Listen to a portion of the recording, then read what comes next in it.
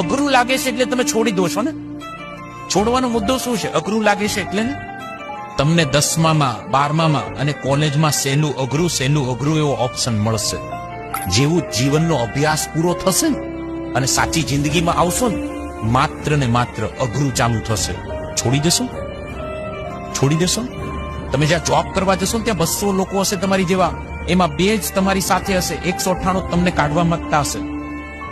અઘરું કે સહેલું? અઘરું કે સહેલું? છોડી દેશો?